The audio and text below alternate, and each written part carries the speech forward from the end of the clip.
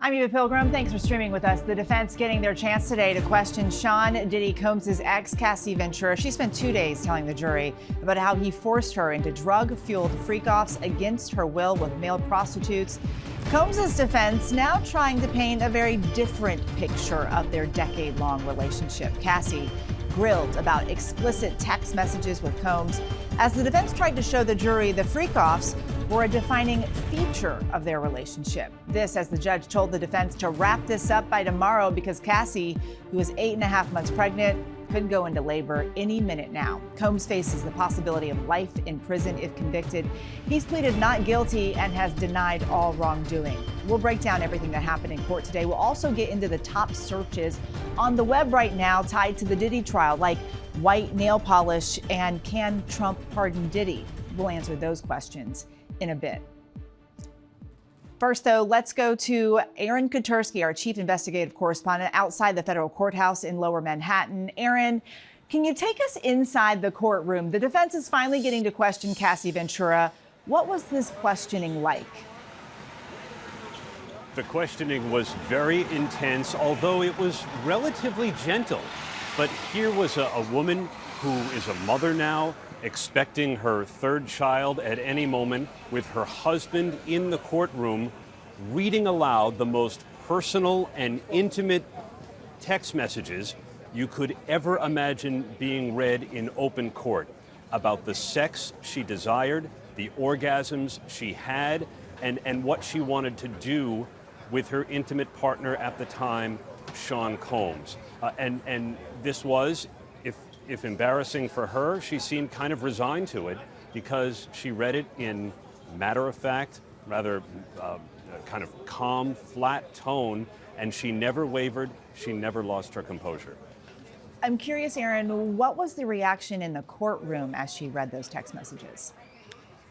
Well, some of the jurors, one woman shook her head, but most of them appeared to lean in toward their screen so they could read along and follow along as some of the messages, maybe the less eye-popping ones, but nonetheless pointed toward the evidence, where she said, "I'm always ready to freak off. I love to F-O, to freak off."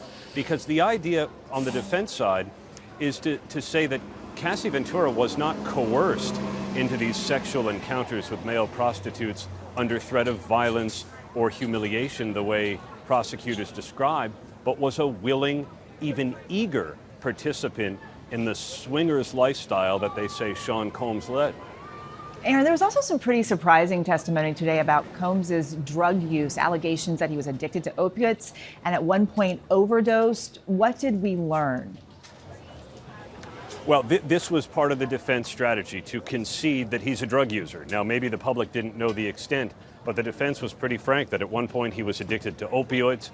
At one point he flew to Mexico to try what Cassie Ventura called a plant medicine type remedy that's not legal in the United States, that the two together tried just about every drug, MDMA, ecstasy, ketamine, that the night of the now infamous freak-off in 2016 in the Los Angeles Intercontinental Hotel, where an assault was then captured on video, that maybe Combs was high on a bad batch of MDMA. But the idea here, Eva, I think, was to say that the violence from Combs was not to coerce Cassie Ventura into sex. It was the result of drugs, or, in another aspect, was the result of jealousy and her infidelity. Because we also heard today, Eva, about her dating Kid Cudi and about her dating the actor Michael B. Jordan, and how that led to some pretty scary arguments, as Ventura put it, with Sean Combs. Aaron, I also have to ask you, because the defense asked her today on the stand about drugs in the baby oil. What did she say about that? Oh, that was kind of a throwaway, and it just right before a break. But I think there's been some rumor about that there had been drugs in the baby oil, or the baby oil was tainted. But Cassie Ventura said that there were no drugs in the baby oil. No. She said plenty of other things about the baby oil during the course of her testimony, but drugs weren't apparently part of it. Yeah, an internet rumor she dispelled there on the stand today. Aaron Katersky, thank you so much there from the courthouse. Now let's break down some of the testimony from today's cross-examination of Cassie Ventura with ABC News legal contributor and trial attorney Brian Buckmeyer. You were also in the courtroom there today, so I'm curious to you, what was the standout moment? Well, to narrow it down to just one is very difficult, so give me a chance to say two. Of course, those salacious text messages that everyone's talking about, details that are hard to get into, but I think not just the text messages, but the order in which they came about. The defense making the argument that Cassie and Combs had decided to have a freak-off some days in advance, and the days leading up to those are where those salacious text messages came in, making it seem that Cassie really wanted to participate in them. But also, I didn't think I was going to wake up this morning and find myself having just an iota of sympathy for Combs, because in the end of the morning, the defense made it seem like these two might have been two addicts participating in sexual encounters, and that's where the violence came from. Cassie testifying that she believed that at some point in time, Combs was an addict trying to get out of it, and that the withdrawal made him very irritable and angry at times. We also have to talk about the jealousy that she talked about there on the stand in their relationship, and Cassie's concern about being a side piece, not the main girl. Tell us about that line of questioning. So I think we're going to get there eventually when we get a broader sense of this, but don't forget Kim Porter, whose children and that she shares with Sean Combs are in the court. I think the argument that we're having here is we see text messages like this. I'm nervous that I'm just becoming the girlfriend that you get your fantasies off with, and that's it. I don't get that, the other part, because Kim Porter is still in the scene. She is the quote unquote main girl. And I think the argument here is that Cassie is indulging in these fantasies, hoping that if she keeps doing it, that Sean Combs will pick her. And the defense, I think, is making the argument that she's not getting the attention or the love that she wants. She's not becoming the main girl here. And it's the jealousy that is fueling the violence, not the fact that Sean Combs is trafficking her. And we start to see resemblance of that argument. We heard Aaron Katersky mention the defense referenced those text messages today. What stood out to you? So again, in the text messages, I think the conversation about how freak-offs were a part of their conversations, how they talked about going out and having a good time, but also plan the freak-offs. And the freak-offs seem to be part and parcel with the relationship. Looking at the dates again, let's just go back to this message real quick. That's 2009, where she says she's nervous about just being a girlfriend. And here's 2017, some years later, saying, I love the freak-offs when we both wanted. It seems like the issue wasn't about freak-offs or not freak-offs, but that she wanted and enjoyed the freak-offs where they had a freak-off and then they had sexual relations afterwards, or vice versa, but they had that intimate time as a part of the freak-offs, not just that the freak-offs were bad altogether. Not just something he wanted to do, something she wanted to participate in as well. The defense attorney has taken the lead here today in the questioning. Tell us about who this attorney is. So Anna Estevos, she is the defense attorney who is cross-examining Cassie Ventura. We see some of her positions. He's a partner of the firm, White Collar Defense, worked as a federal defender in California for a year. I think she graduated law school in 2015. And so I see a lot of criticism online about her cross-examination. I would say from a factual standpoint, yes, you may see a defense attorney meander in the way that they ask questions, meander in the way that they're trying to argue. But the issue that stood out to me is some of the difficulties that she had in terms of getting the evidence in front of the court. The judge helping her out, sometimes making mistakes. And another thing that I'll add a little color of the court, the amount of notes that were handed up to her from Combs, Tenny Garagos. At one point, it was just pink note after pink note after pink note. She had about 10 or so sitting next to her. And then I noticed at some point, the pink notes ran out and they started giving her yellow notes. Just so much information to help her get along with this cross-examination. I think she's doing a good job of getting the facts, just getting there seems to be a little difficult. Interesting. Brian Buckmeyer, thank you so much for being with us today. And still ahead, after 4 days of testimony and 1 day of cross-examination, which side seems to have the leg up here? Our legal team is standing by. Also coming up, will Trump pardon Diddy? Why that's one of the top searches about this trial. Stay with us.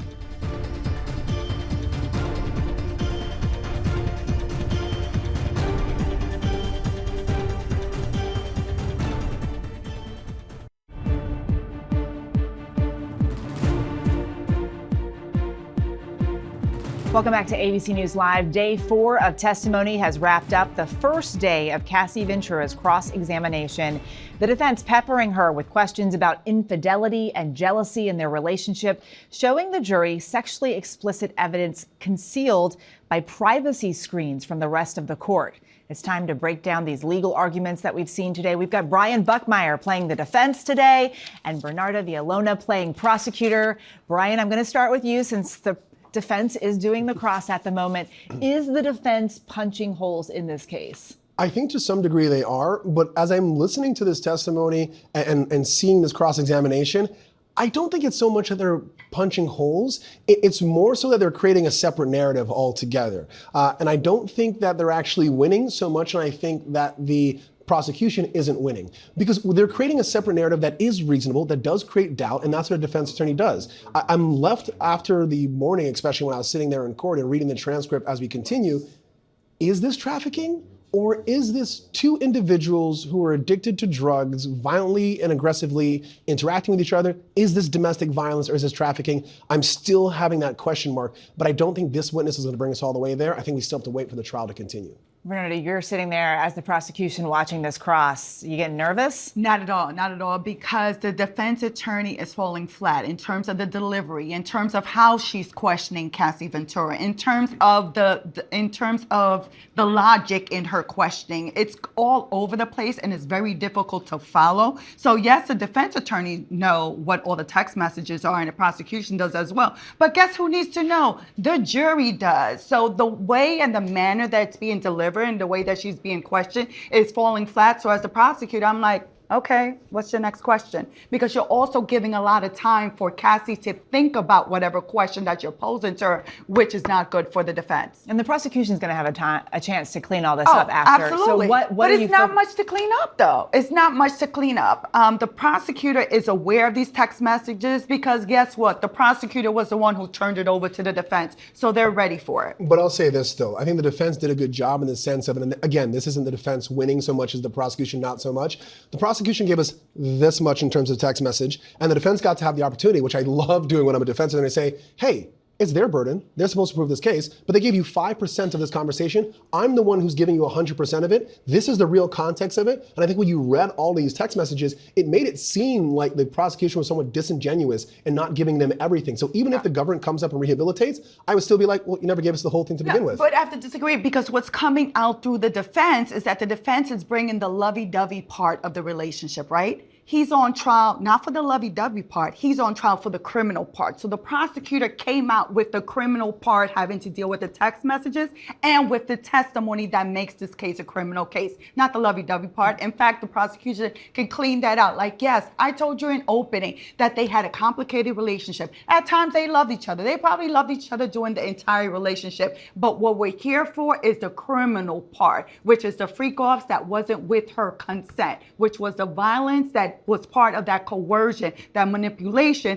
that put her in fear to unwillingly consent at times to these freak-offs.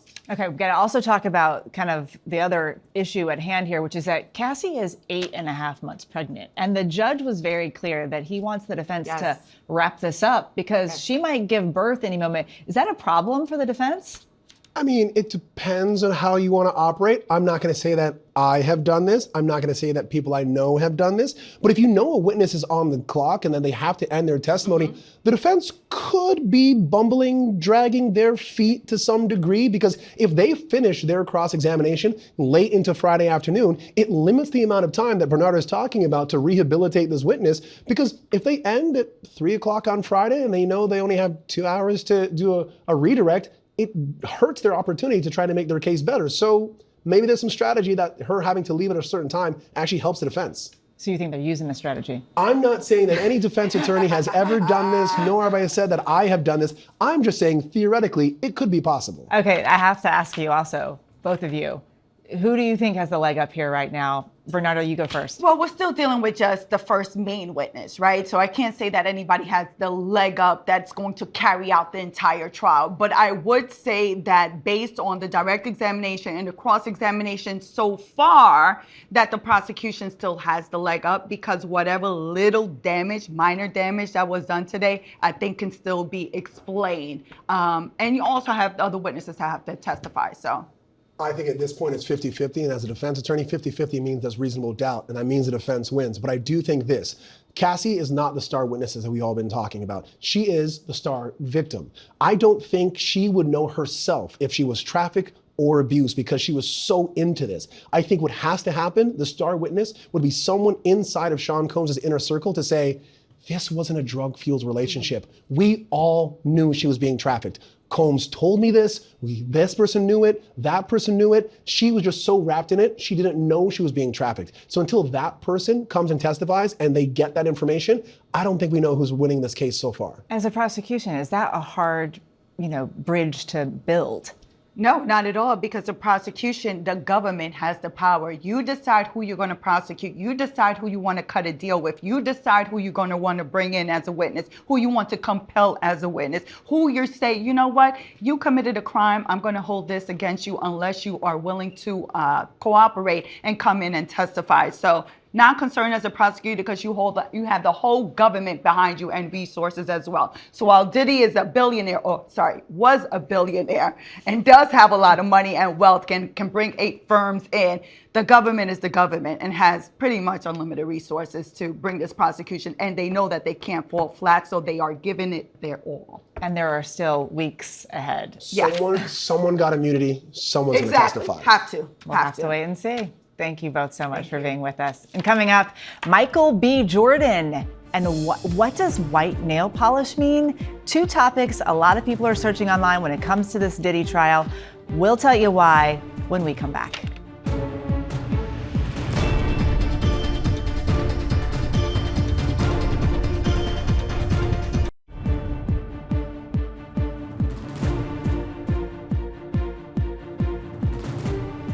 Welcome back. We are following the latest in the sex trafficking and racketeering conspiracy trial of Sean Diddy Combs. But first, let's get you up to speed on some of the other big court cases happening right now.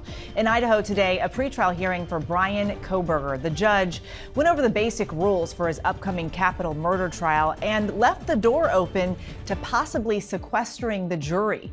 Kohberger's lawyers insist he had nothing to do with the deadly stabbings of 4 college students.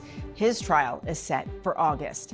The Menendez brothers possibly one step closer to being released from prison. Multiple sources telling ABC News the hearing initiated by Governor Newsom next month to explore a path to clemency for the two, now being turned into a regular parole board hearing. The move could expedite the brothers' path to freedom. However, if they're granted immediate parole, and that is not a given, it could be months or even years before they are actually released. In the Karen Reed murder retrial just outside of Boston, the medical examiner taking the stand saying John O'Keefe died from blunt impact injuries of the head and hypothermia, but she couldn't determine how those injuries happened. Reed has denied allegations she hit her then boyfriend, a Boston police officer, with her car and left him to die in the cold. Back now to the trial against Sean Diddy Combs. People can't seem to get enough of it online, and that's where our segment Searched comes into play, where we break down some of the day's biggest searches tied to this case. Today's biggest search terms related to the trial include, will Trump pardon Diddy? And just to give you an idea of how interested people are in this case, take a look at this.